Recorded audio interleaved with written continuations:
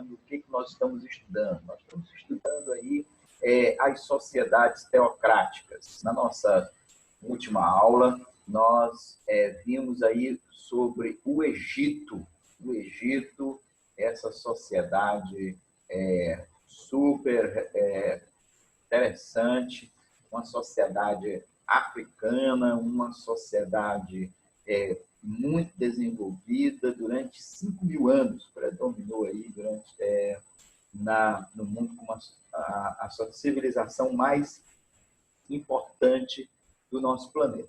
Nós recomendamos a vocês um filme que aprofundava essas questões de mitologia egípcia, essa mitologia rica, com várias explicações e várias frentes. Então, está aí esse filme, Deuses do Egito, creio que você já assistiu, tem disponível aí no YouTube, nessa plataforma de vídeos, que a gente também está postando aqui as nossas aulas. Hoje nós vamos falar sobre Mesopotâmia. A Mesopotâmia tem esse nome, né, porque significa entre dois rios.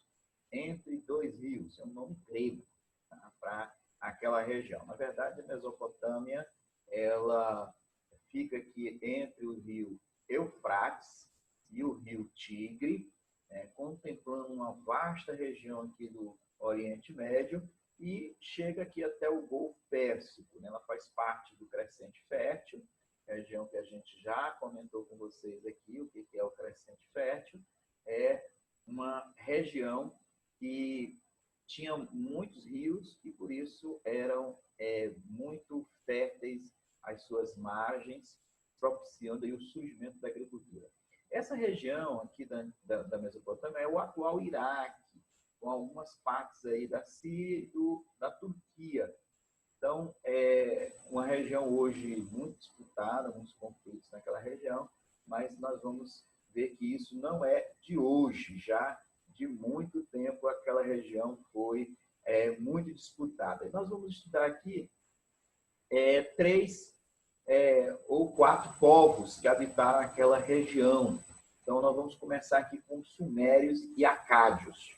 Os sumérios e os acádios habitaram aquela região ali no fim do 4º milênio antes de Cristo.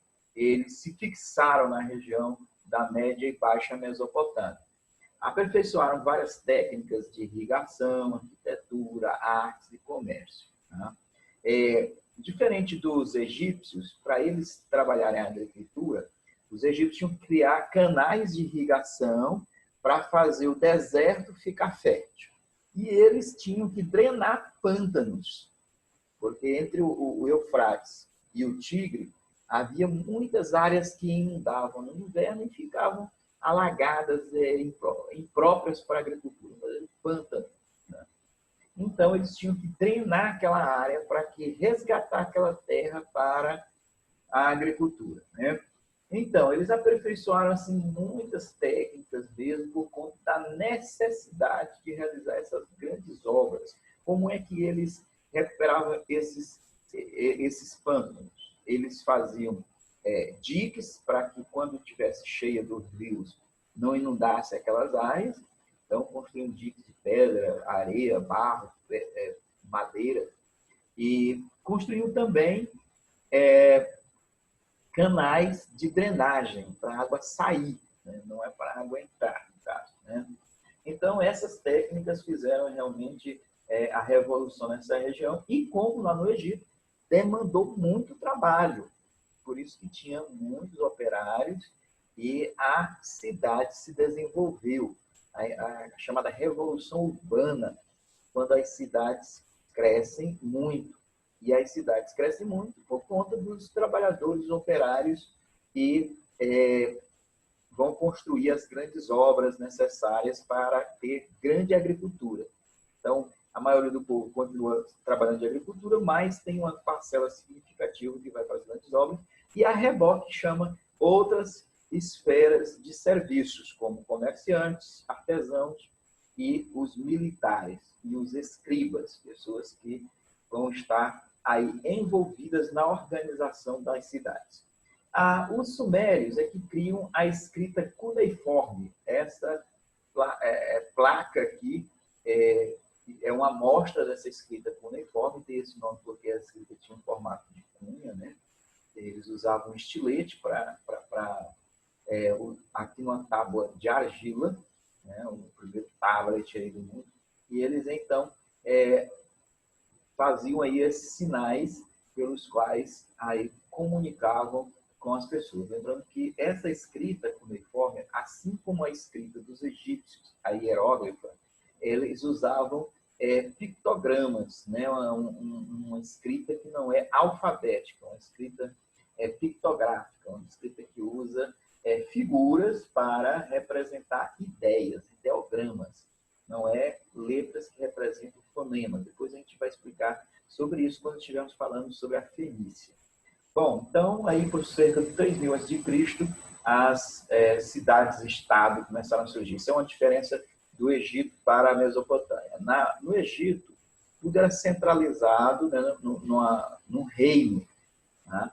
E na Mesopotâmia, cada cidade era independente uma da outra.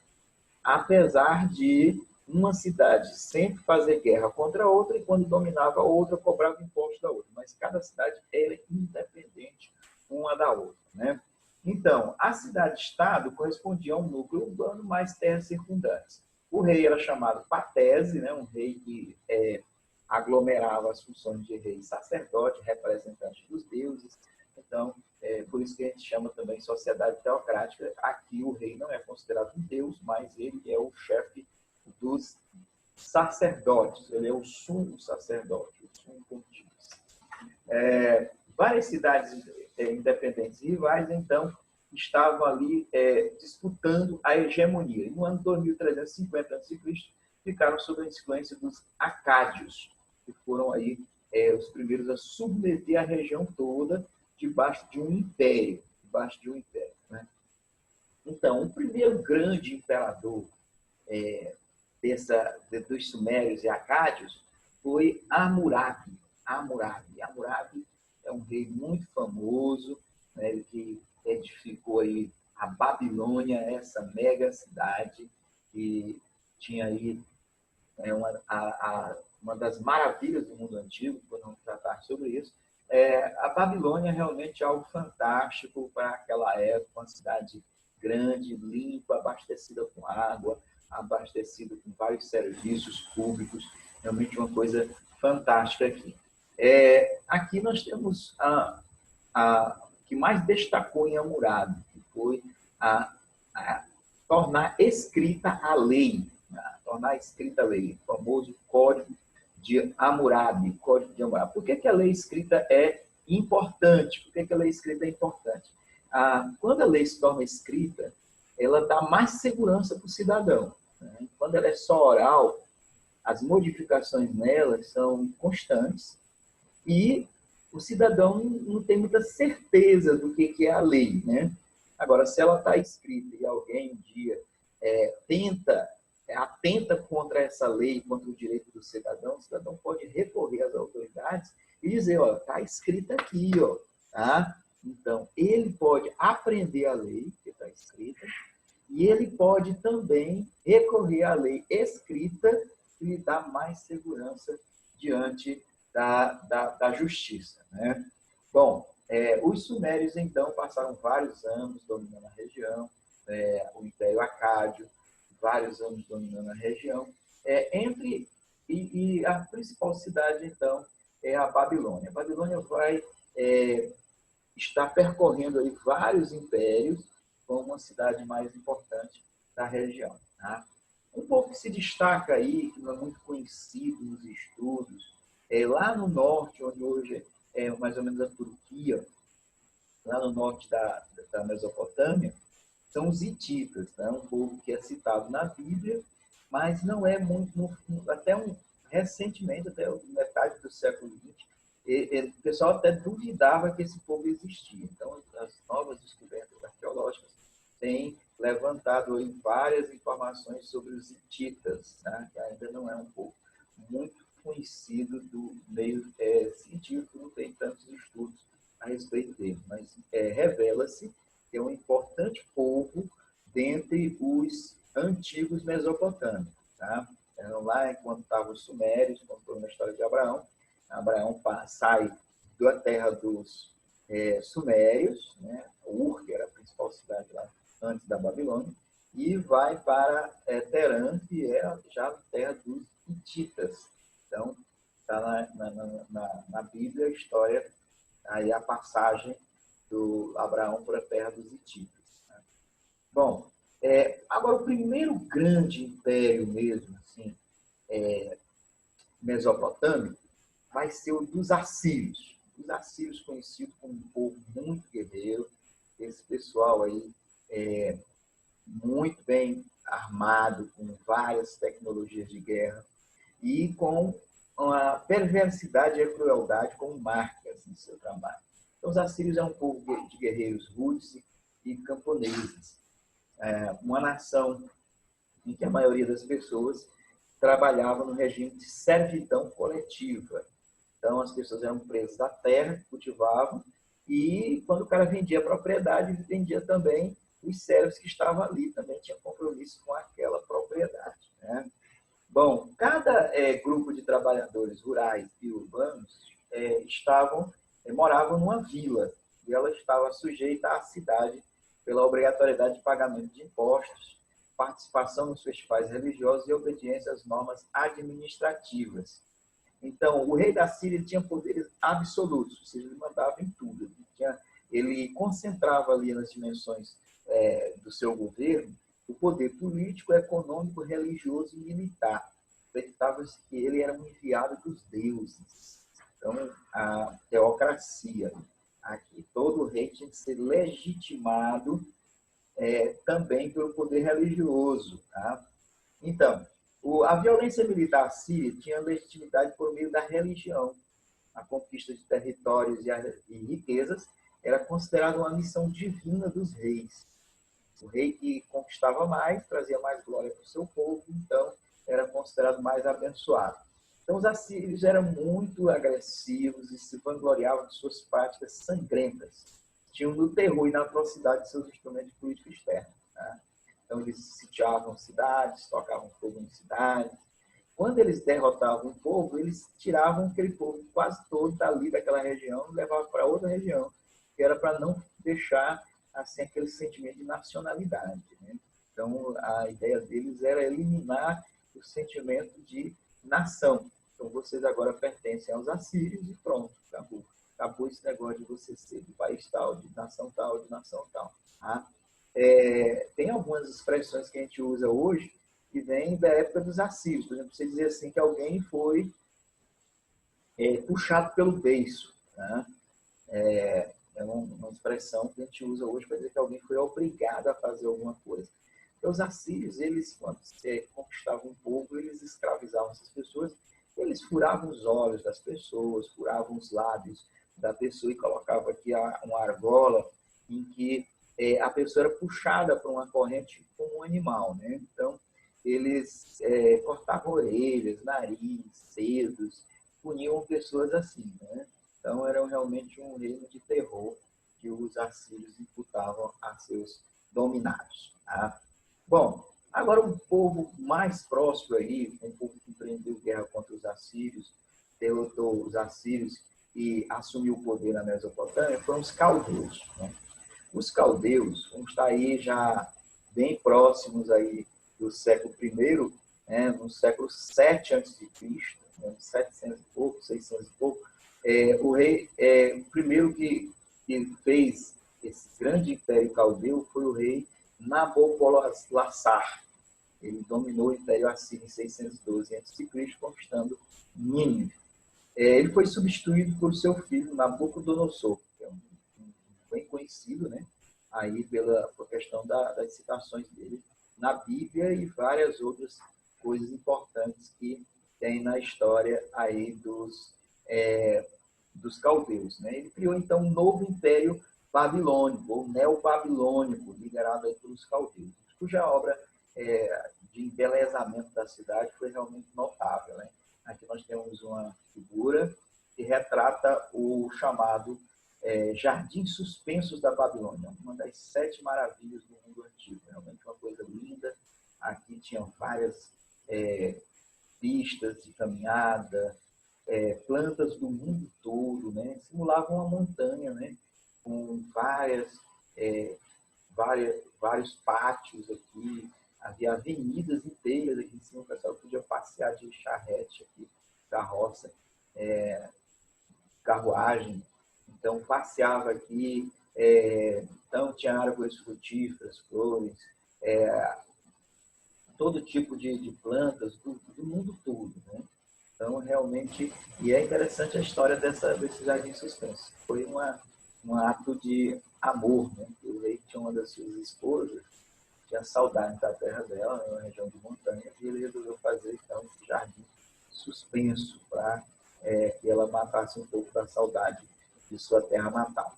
Então, o rei Nabucodonosor é considerado um dos mais importantes e próximos da Mesopotâmia, com até mesmo uma questão cultural, de incentivou muito a cultura, o renascimento cultural e político da região. A Babilônia se tornou realmente uma grande cidade, né? A economia da Mesopotâmia era baseada na agricultura, como lá no Egito também, né? As atividades agropastoris. Então, eles tinham um sistema de irrigação e drenagem para a construção de diques e barreiras de proteção. O artesanato também é muito importante, né? O trabalho dos artesãos era a base da vida urbana. Eles fabricavam vasilhas de argila, pedra, vidro, madeira. Havia uma produção também de cerveja, tijolos, que era a base da construção lá, diferente no Egito usava muita pedra, né? E ele aqui usava muitos tijolos feitos de barro, né? Então havia muita produção de tecidos, objetos de metal, couro e artigos de madeira. A Mesopotâmia é naturalmente uma zona de passagem e encontro para o comércio, né?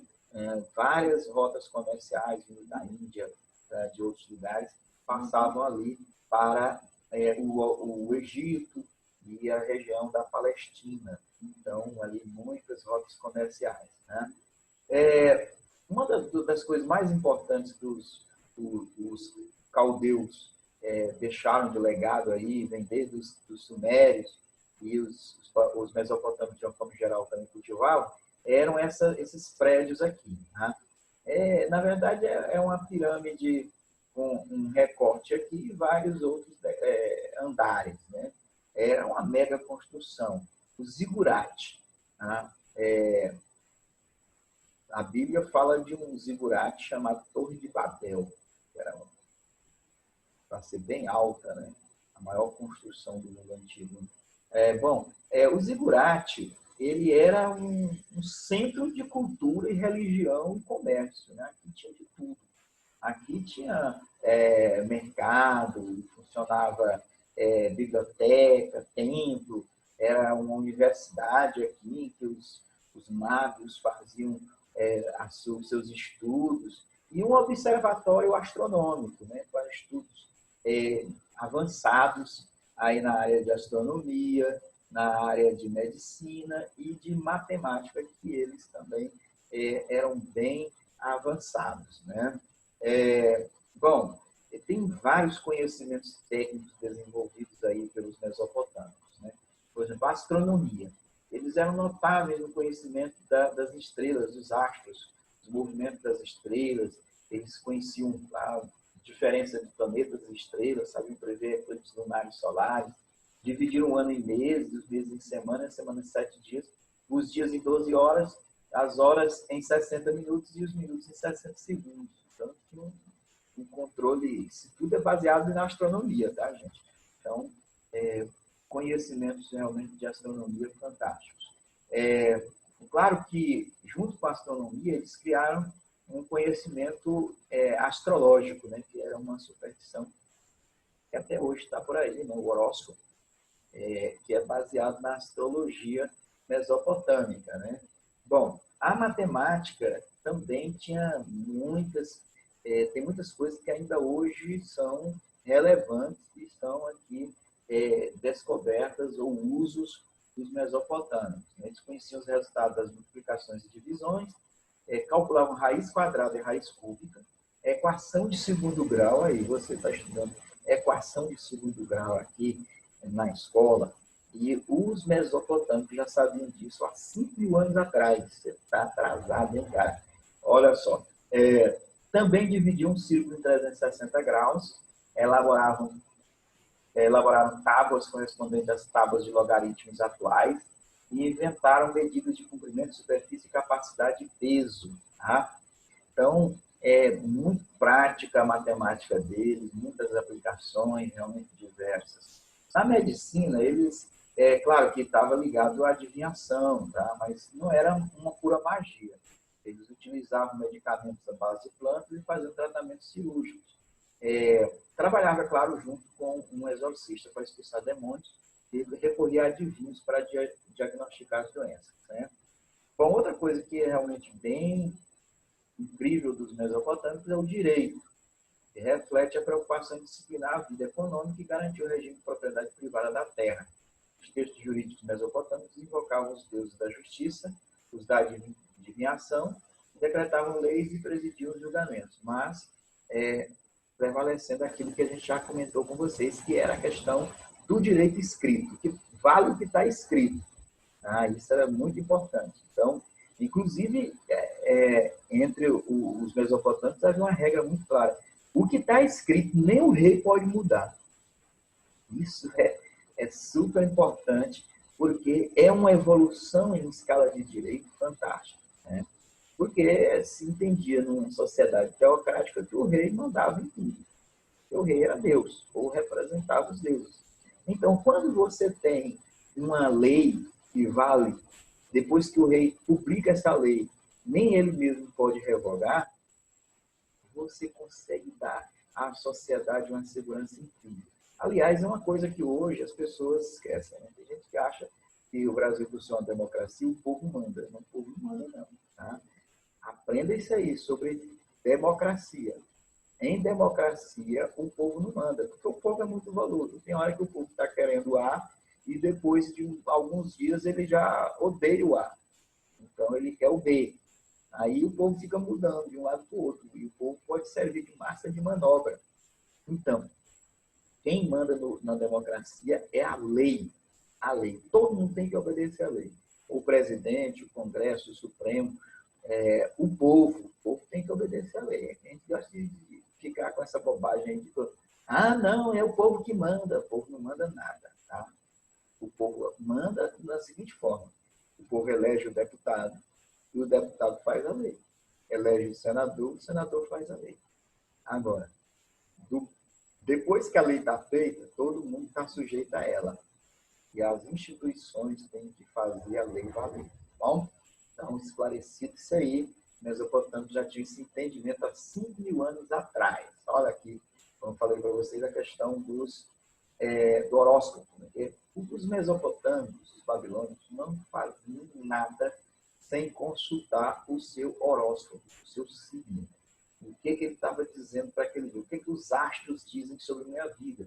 Então, a pessoa tinha o seu mapa astral, nascia ali, mês tal. Então, quando nasci em mês tal, eu sou regido pelo signo tal, né? E aí, por conta desse regido por isso, a minha personalidade, ela está formada dentro dos padrões daquele signo. Então, isso aí vocês conhecem aí, porque está aí nas vídeos todo dia, né? O pessoal falando dos signos. E gente que acredita piamente nisso aí. Os signos de hoje são muito genéricos, né? O pessoal é tipo aquele negócio, né? Só for predileto aí. Hoje vai acontecer isso, cuidado com isso. Rapaz, é coisa muito genérica. Então, não é bem isso que era antigamente. Só fazia um signo, era um mapa astral completo da vida das pessoas ricas, né? Sempre faziam isso e consultavam sobre tudo que deviam fazer.